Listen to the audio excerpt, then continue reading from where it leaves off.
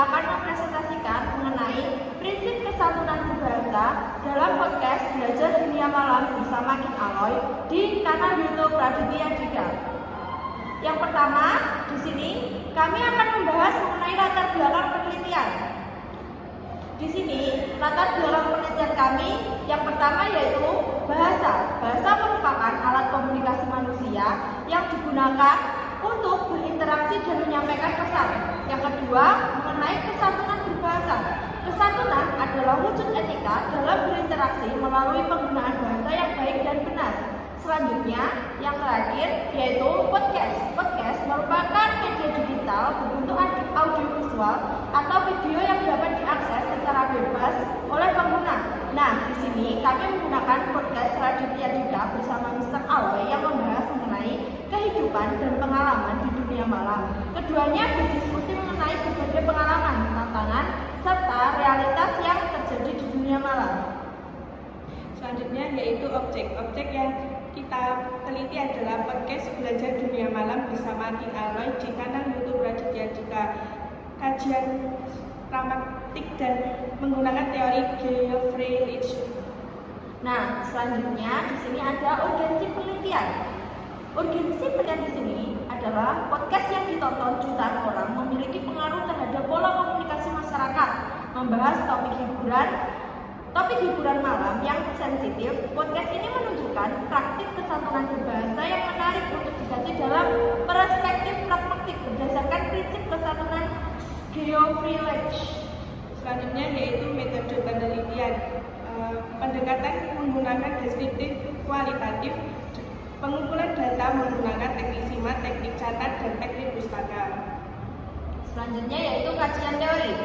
Kajian teori di sini kesantunan berbahasa tercermin dalam tuturan yang menggunakan pilihan kata sesuai dengan konteks, menghormati lawan tutur serta menghindari sikap memaksa.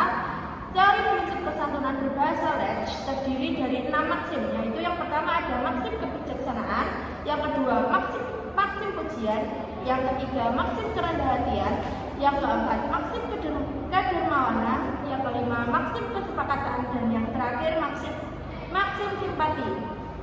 Nah, di sini kita mendapatkan beberapa data mengenai 6 maksim tersebut. Yang pertama, untuk data pertama yaitu tentang maksim kearifan. Di situ Raditya Dika dan Mr. Aloy berbincang-bincang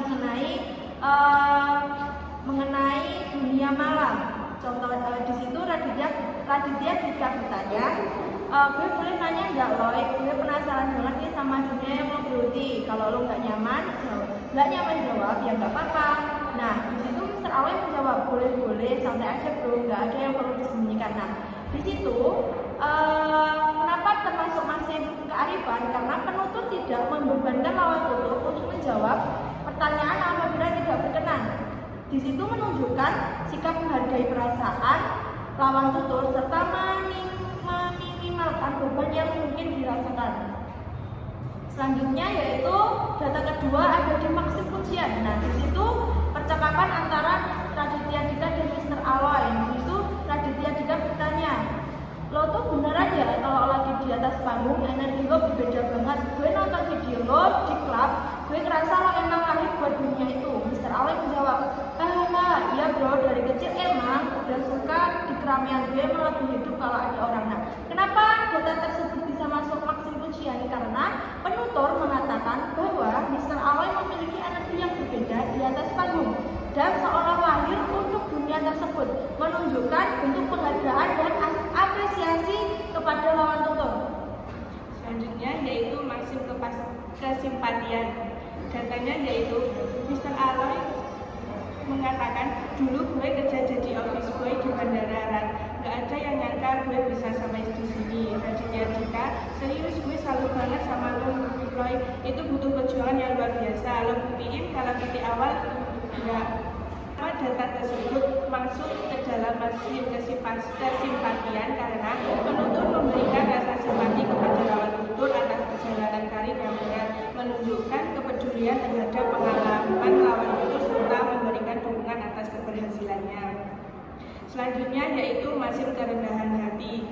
datanya yaitu Raditya Dika. Gue dengar bayaran lo buat 1 malam bisa ratusan juta ya, itu luar biasa banget. Mr. Allen menjawab, itu mah kebesaran lo aja nyebutnya kan, yang penting gue masih bisa bayar kontrakan sambil tertawa. Kenapa data tersebut masuk ke dalam masif kerendahan hati? Karena penutur menyebutkan nominal bayaran yang tinggi. Lawan tutur merespon dengan merendahkan diri, menghindari kesombongan bayaran yang tinggi, menunjukkan sikap kerendahan diri dengan tidak menunjukkan penghasilan yang dimilikinya. Selanjutnya yaitu maksim kesepakatan.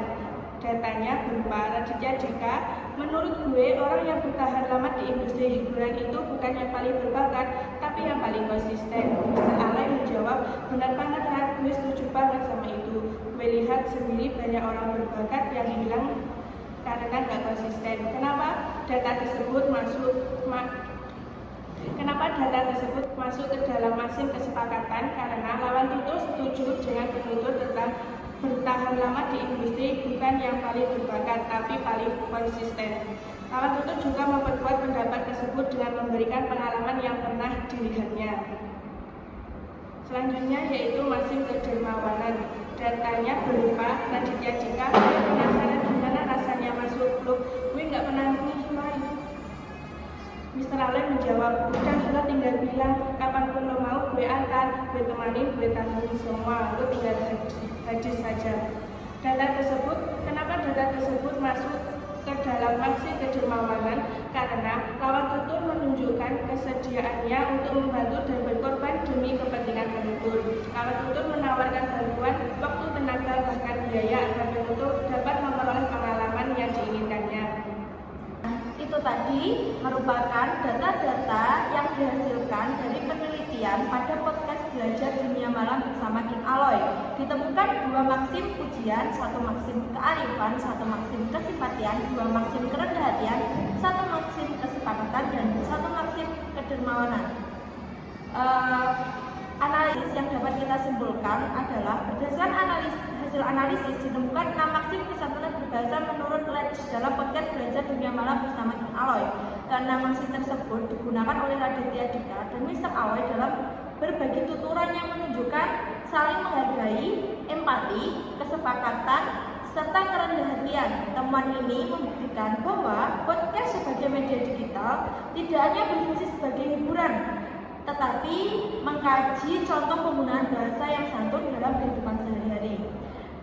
Itu tadi presentasi dari kami berdua. Jika ada salah kata, ada salah kekurangan, kami mohon maaf. Wassalamualaikum warahmatullahi wabarakatuh.